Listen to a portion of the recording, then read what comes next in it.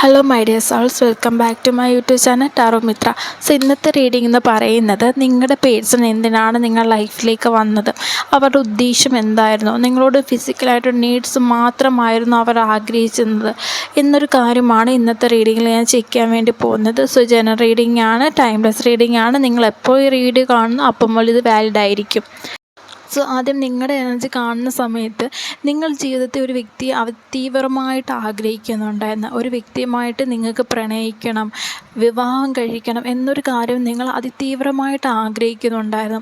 അങ്ങനെ നിങ്ങൾ ആഗ്രഹിച്ചുകൊണ്ടിരുന്ന സമയത്താണ് വളരെ അൺഎക്സ്പെക്റ്റഡായിട്ട് ഈ ഒരു വ്യക്തി നിങ്ങളുടെ ലൈഫിലേക്ക് കടന്നു വന്നത്. അതേപോലെ തന്നെ ഈ വ്യക്തിയുമായിട്ട് നിങ്ങൾക്ക് ഒരുപാട് കാലങ്ങളായിട്ട് പരിചയമുള്ളൊരു വ്യക്തിയായിരുന്നു. അതേപോലെ തന്നെ ഒരു നോ കോണ്ടാക്റ്റ് സിറ്റുവേഷൻ നിൽക്കുന്നു. അതായത് നിങ്ങൾക്കിടെ പ്രശ്നം ഉണ്ടായിട്ട് നിങ്ങൾ നോ കോണ്ടാക്റ്റ് ആയതല്ല, നിങ്ങളമ്മ അത്ര വലുതായിട്ടൊരു അടുപ്പമോ സ്നേഹമോ ഒന്നും തന്നെ ഈ വ്യക്തിയോട് ഇല്ലായിരുന്നു. അങ്ങനെ ഒരുപാട് നാളുകൾക്ക് ശേഷമാണ് വീണ്ടും ഈ വ്യക്തി നിങ്ങൾ കണ്ടുമുട്ടുന്നത്. ആ കണ്ടുമുട്ടിയ സമയത്ത് പഴയ പോലൊരു കണ്ടുമുട്ടലായിരുന്നില്ല അത്. നിങ്ങൾ അവരിലേക്ക് അതിതീവ്രമായിട്ട് അടുപ്പിക്കുന്ന രീതിയിലൊരു കണ്ടുമുട്ടലായിരുന്നു അത്. അതിലൂടെ ദിവസങ്ങൾക്കുള്ളിൽ നിങ്ങൾക്ക് ഈ വ്യക്തിയായിട്ട് ഒരു ഭയങ്കര ഒരു ഇമോഷണൽ കണക്ഷൻ, ഒരു ഇമോഷണൽ അറ്റാച്ച്മെൻറ്റും കാര്യങ്ങളും നിങ്ങൾ അവരാണ്. അതായത് നിങ്ങൾ ആഗ്രഹിച്ചിരുന്ന ഒരു വ്യക്തി, നിങ്ങൾ ഒരുപാട് വർഷങ്ങളായിട്ട് തേടിക്കൊണ്ടിരുന്നൊരു വ്യക്തിയാണ് നിങ്ങളിപ്പോൾ കണ്ടുമുട്ടിയിരിക്കുന്നത്. ഈ ഒരു വ്യക്തിയാണ് നിങ്ങൾ അന്വേഷിച്ചുകൊണ്ടിരുന്നതും. ഈ വ്യക്തിയായിരുന്നു നിങ്ങളുടെ ജീവിതത്തിലേക്ക് നിങ്ങൾക്ക് വേണ്ടേ എന്ന് നിങ്ങൾക്ക് നിങ്ങളുടെ കൺമുന്നേ അത് കൊണ്ടു തന്നു.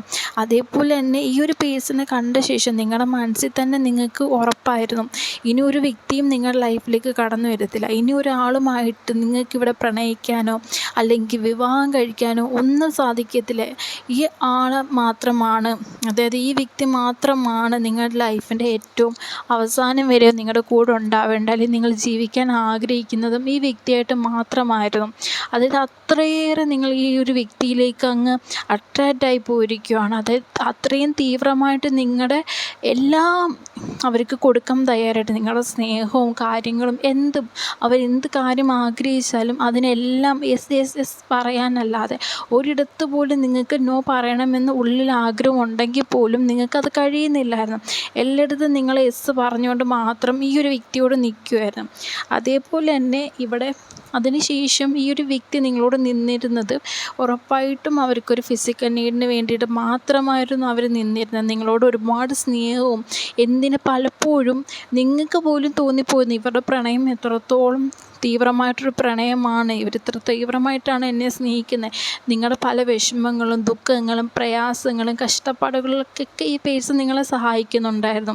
നിങ്ങൾക്ക് ഇതുവരെ ഒരു വ്യക്തിയും നിങ്ങളുടെ ലൈഫിൽ ഇത്രയേറെ നിങ്ങളെ സഹായിക്കുകയോ അല്ലെങ്കിൽ നിങ്ങളുടെ ലൈഫിൽ നിങ്ങളുടെ പ്രശ്നങ്ങൾ കേട്ട് നിൽക്കുകയോ ഒന്നും ചെയ്തിട്ടില്ലായിരുന്നു. ഈ ഒരു വ്യക്തി നിങ്ങളോട് ചെയ്തിരുന്ന കാര്യങ്ങൾ നിങ്ങൾക്ക് പോലും അത്ഭുതപ്പെടുത്തുന്നതായിരുന്നു. ആ ഒരു സമയത്ത് പോലും ഒരു വാക്ക് കൊണ്ടോ നോട്ടം കൊണ്ടോ പ്രവൃത്തി കൊണ്ടോ പോലും നിങ്ങൾക്ക് സംശയം തോന്നിയിട്ടില്ല എന്നും ഈ ഒരു വ്യക്തി എന്നെ ചതിക്കുവാണ്, അല്ലെ ഈ വ്യക്തി ഈ ഒരു കാര്യം മാത്രമാണ് എന്നിൽ നിന്ന് ആഗ്രഹിക്കുന്നതെന്ന് നിങ്ങൾക്ക് അറിയില്ലായിരുന്നു. നിങ്ങൾക്കത് മനസ്സിലാക്കാനും പറ്റുന്നില്ലായിരുന്നു. കാരണം അത്രയും മുഖംമൂടി അണിഞ്ഞിട്ടായിരുന്നു അവർ നിന്നിരുന്നത്.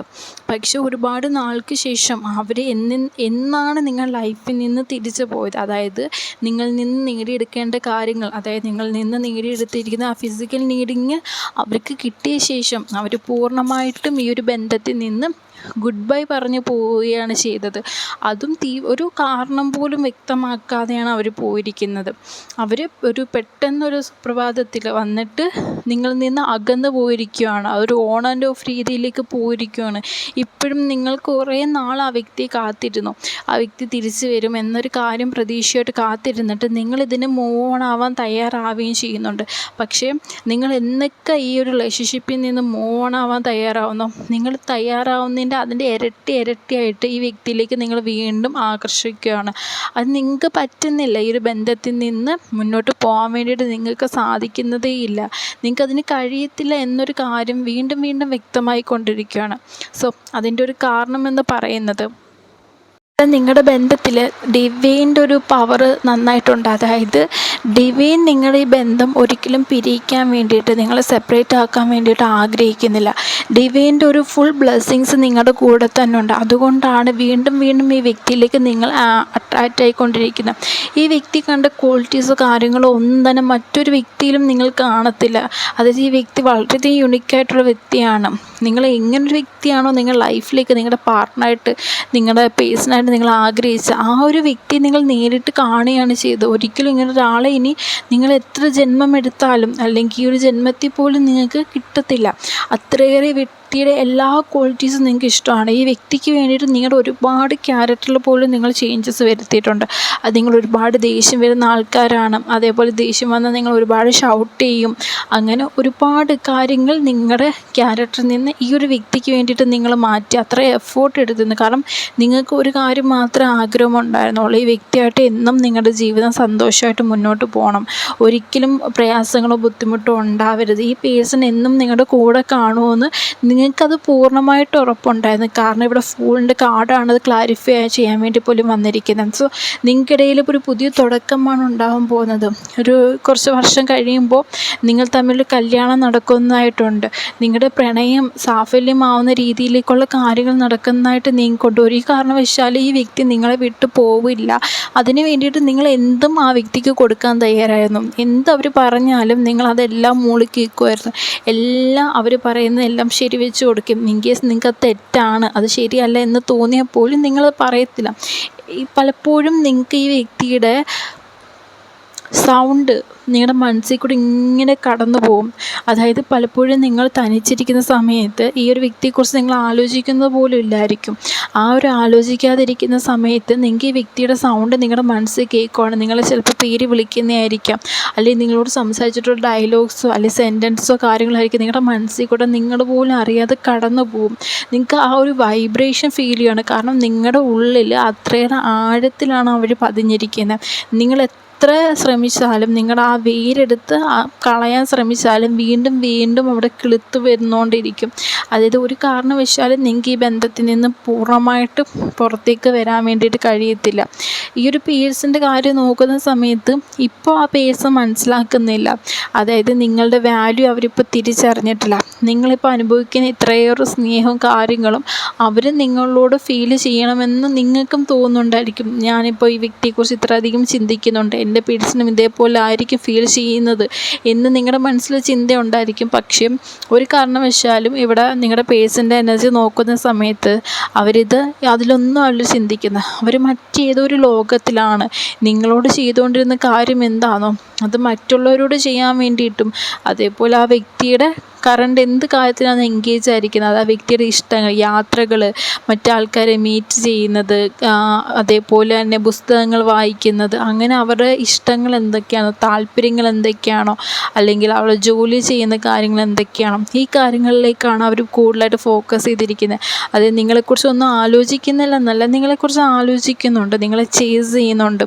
മേ ബി നിങ്ങളുടെ സോഷ്യൽ മീഡിയാസ് പ്രൊഫൈലിൽ കയറി നോക്കുന്നുണ്ട്, നിങ്ങളുടെ സ്റ്റോറീസ് നോക്കുന്നുണ്ട്, നിങ്ങൾ എന്തെങ്കിലും പുതിയ പോസ്റ്റ് ഇട്ടിട്ടുണ്ടോ, എന്തെങ്കിലും അപ്ഡേറ്റ് ചെയ്യുന്നുണ്ടോ, അവർക്കായിട്ട് കൊടുക്കാൻ വേണ്ടിയിട്ട് എന്തെങ്കിലും മെസ്സേജസ് നിങ്ങൾ കൊടുക്കുന്നുണ്ടോ, ഈ കാര്യങ്ങളൊക്കെ അവർ ചെക്ക് ചെയ്യുന്നുണ്ട്. പക്ഷേ അതൊക്കെ അവരൊരു ഒറിജിനൽ പ്രൊഫൈലിൽ നിന്നല്ല അവർ ചെക്ക് ചെയ്യുന്നത്, ഇതൊക്കെ അവർ ഫേക്ക് പ്രൊഫൈലിൽ നിന്നാണ്. കാരണം നിങ്ങളൊരു കാരണവശാലും അറിയരുത് അവരിപ്പം നിങ്ങളെ ചേസ് ചെയ്യുന്നുണ്ടോ എന്നുള്ള കാര്യം, നിങ്ങളൊരു കാരണവശാലും അറിയരുത് എന്നൊരു കാര്യം അവർ ആഗ്രഹിക്കുന്നുണ്ട്.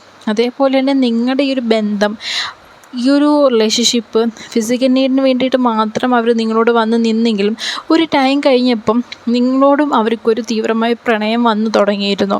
അതായത് ആദ്യം അവർ കള്ളത്തരം കാണിച്ച് ഒരു ജെന്യുവൻ അല്ലാത്ത രീതിയിലായിരുന്നു നിങ്ങളോട് നീങ്ങുന്നതെങ്കിലും ഒരു ടൈം കഴിഞ്ഞപ്പോഴേക്കും നിങ്ങളുടെ ഈ സ്നേഹം, ഈ ഒരു ആത്മാർത്ഥത കണ്ടപ്പോഴേക്കും ആ വ്യക്തിക്കും ഇവിടെ നേരെ തിരിച്ച് നിങ്ങളോടും അതേപോലൊരു ഫീലിങ്സ് വന്നു തുടങ്ങിയിരുന്നു. പക്ഷേ വളരെ പെട്ടെന്ന് ഈ ഒരു വ്യക്തിയുടെ ജീവിതത്തിലേക്ക് ഒരു തേർഡ് പാർട്ടി കടന്നു വരുന്നതാണ് ചെയ്തത്. അതായത് തേർഡ് പാർട്ടി എന്ന് പറയുന്നത് അവരുടെ പാസ്റ്റ് ലൈഫിൽ ഉണ്ടായിരുന്ന ഒരു വ്യക്തിയാണ് കടന്നു വന്നത്. ആ തേർഡ് പാർട്ടി കടന്നു വന്നപ്പോഴേക്ക് ആ തേർഡ് പാർട്ടിയോട് നിങ്ങളുടെ പേഴ്സണൽ കൂടുതൽ അറ്റാച്ച്മെൻറ്റും കാര്യങ്ങളൊക്കെ ഫീൽ ചെയ്യാൻ തുടങ്ങി. ആ തേർഡ് പാർട്ടിക്ക് വേണ്ടിയിട്ട് ഒരുപാട് സമയം കണ്ടെത്താനും നിങ്ങൾക്ക് തന്നുകൊണ്ടിരുന്ന സമയം അവർ കുറയ്ക്കുകയും ചെയ്തു. അതാണ് നിങ്ങൾക്കിടെ സംഭവിച്ചത്. സോ ഇതിനകത്ത് തേർഡ് പാർട്ടിയിൽ നിൽക്കുന്ന വ്യക്തി ആരാണെന്ന് നിങ്ങൾക്ക് നല്ലോണം അറിയാം. കാരണം ഇപ്പോഴും നിങ്ങൾ ആ തേർഡ് പാർട്ടി ചേസ് ചെയ്യുന്നുണ്ട്. ഒരു ദിവസം നിങ്ങളുടെ പേഴ്സണിൻ്റെ അപ്ഡേറ്റും കാര്യങ്ങളും അറിയാൻ വേണ്ടി നിങ്ങൾ ചേസ് ചെയ്യുന്നത് നിർത്തിയാലും ഈ തേർഡ് പാർട്ടിയുടെ കാര്യങ്ങൾ നിങ്ങൾ അറിയാൻ വേണ്ടി ശ്രമിക്കുന്നുണ്ട്. ഈ തേർഡ് പാർട്ടി എന്തെങ്കിലും പുതിയ സ്റ്റോറി ഇട്ടിട്ടുണ്ടോ, എന്തെങ്കിലും സ്റ്റാറ്റസ് ഇട്ടിട്ടുണ്ടോ, നിങ്ങളുടെ പേഴ്സണായിട്ട് ഒരുമിച്ച് എന്തെങ്കിലും ഫോട്ടോ ഇട്ടിട്ടുണ്ടോ, അങ്ങനെ പല കാര്യങ്ങളും നിങ്ങൾ ചേസ് ചെയ്യാൻ നോക്കുന്നുണ്ട്. കാരണം പല തവണയായിട്ട് നിങ്ങൾക്ക് ഈ തേർഡ് പാർട്ടിയിൽ നിന്ന് നിങ്ങളുടെ പേഴ്സണിൻ്റെ അപ്ഡേറ്റ് കിട്ടുന്നുണ്ട്. അത് കിട്ടുന്നത് കൊണ്ട് തന്നെ ഈ തേർഡ് പാർട്ടിയോട് നിങ്ങൾക്ക് നേരിട്ട് പോയി ചോദിക്കാൻ പോലും പറ്റുന്നില്ല. അതായത് എന്തിനാണ് നിങ്ങളുടെ ഈ ഒരു ബന്ധത്തിൽ ഇങ്ങനെ തടസ്സമായി നിൽക്കുന്നത്? കാരണം നിങ്ങൾ തമ്മിൽ ഉണ്ടായിരുന്ന ഒരു പ്രണയബന്ധം അത് നിങ്ങൾ രണ്ടുപേരും അല്ലാതെ മൂന്നാമതൊരു വ്യക്തിയും ഇവിടെ അറിഞ്ഞിട്ടില്ല. അത്രയും ഹിഡനായിട്ട് അത്രയും സീക്രട്ടായിട്ടാണ് നിങ്ങൾ റിലേഷൻഷിപ്പ് കൊണ്ടുപോയിക്കൊണ്ടിരുന്നത്. ഒരു മൂന്നാമതൊരു വ്യക്തി പോലും നിങ്ങൾക്കിടയിൽ പ്രണയമുണ്ടായിരുന്നെന്നോ നിങ്ങളുടെ റിലേഷൻഷിപ്പ് രീതിയിലുണ്ടായിരുന്നെന്നോ ഈ ഒരു ഫിസിക്കൽ നീഡ്സിൻ്റെ കാര്യമോ ഫിസിക്കലായിട്ട് സംഭവിച്ചിട്ടുള്ള കാര്യങ്ങളോ ഒരു വ്യക്തികൾക്കും അറിയത്തില്ല. നിങ്ങൾക്കല്ലാതെ മൂന്നാമത് ഒരാൾക്ക് പോലും അറിയത്തില്ലായിരുന്നു.